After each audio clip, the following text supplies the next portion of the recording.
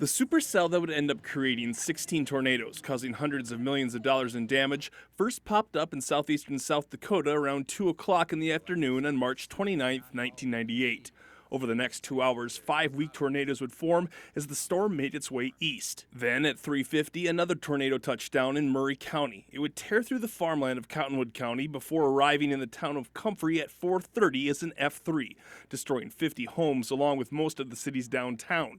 It would then grow to an F4, winds swirling at more than 200 miles an hour and more than a mile wide, ripping through parts of Brown, Watonwan, and Blue Earth counties, killing one person in rural Hanska before going back up southeast of Cortland around 5:15. At roughly the same time, just east of Nicollet, another tornado descended, this one with its sights set on St. Peter. Just a mile west of town, it caught a family driving in their van on Highway 99, killing a 6-year-old boy.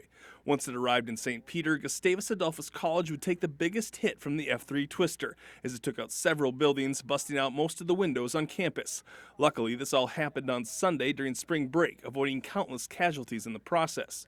Several more tornadoes would form, one of them doing heavy damage in the center, before the last twister finally lifted near the Wisconsin border before 7 o'clock. Along with the 2 fatalities, 21 others were injured, hundreds of homes, farms, churches, businesses, and city buildings destroyed, thousands of them damaged, likely totaling $500 million of devastation all told. The story didn't end when the storm lifted, however, and over the course of this week, we'll see what was left behind and what it would come to be.